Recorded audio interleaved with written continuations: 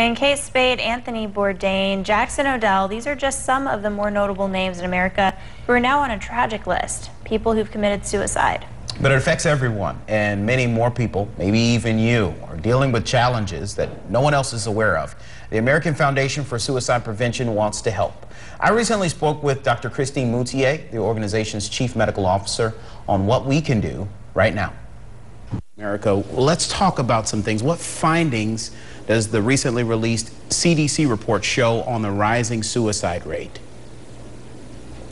The CDC report that launched last week tells us what we've known actually for some time, that suicide is the 10th leading yet preventable cause of death in our nation. We have yet to invest at the serious level of investment we need to make in research, in programs, treatment, and public education. And the reason we're so confident that that is what is needed is that strategy has worked for the other leading causes of death: heart disease, different types of cancer, HIV/AIDS, and the mortality rates came down when those investments were made. So that is something that can be done, and that our volunteers across the country, all 50 states, are working hard to get there. Why do you think that we've done so poorly with just that in the past, the prevention and the levels of education? Why do you think that we've delayed that for so long? Well, if you take the long view and you look at the science, it's really been growing over the last couple of decades. And as you may know, it takes some time for a body of science to really be well understood by the public and enacted upon in a way that is actionable. And so I think we're right in that transition period now where we know enough from the science. We certainly need more because there are still unanswered questions. But enough science tells us that if we treat mental health like we do our physical health, we can prevent negative outcomes just like we can with our physical health. We can reduce the risk of suicide by engaging in treatment, but also by community-based strategies in schools, in faith-based communities, and in other settings. So it's not just about the clinical aspects of this. What are some of the warning signs that people should be aware of? Because the first question that we have is why, what happened, how did it happen, why are we just finding out that these people were dealing with so many different things? What are some of the warning signs that we should be aware of? Yes. Well, if you're noticing changes in the behavior of your loved ones, and it can look like the way that they're talking, even their tone of voice, their sleep patterns, eating, energy, their substance use, losing their temper, becoming more easily angered, or withdrawing and isolating, all of those would be indications that something is significantly changing in their mental health.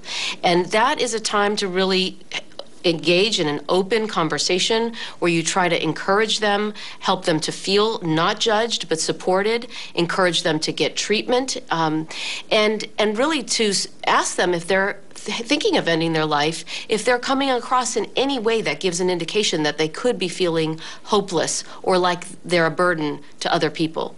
Well, two more questions. What about young people? How much is this affecting the youth of America right now? With the age of social media and all the information that they're getting every day, how is it affecting them?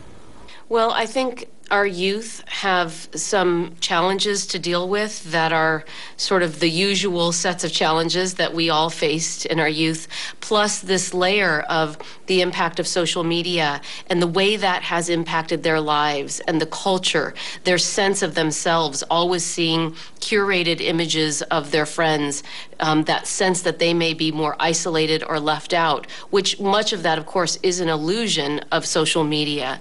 So it is complicated, the impact of social media, but overall, it's definitely, we're in a cautionary mode because it is looking like overexposure, and especially for youth who already have some vulnerabilities to depression or anxiety, for them in particular, they need to learn when to unplug and how to kind of limit their use of social media so that it's a positive thing in their life and not a negative.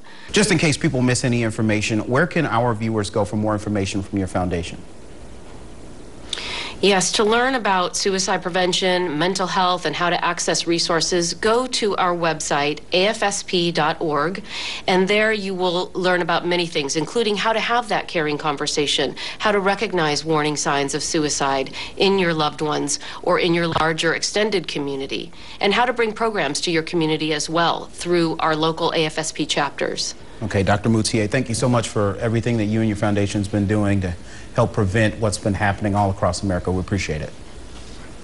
Thank you so much. Lots of stuff to say. Yeah, absolutely. All right, let's take a look at today's pledge. The Daily Pledge is brought to you by Antune Hospitality Group's family of restaurants, including Popeye's Louisiana Kitchen.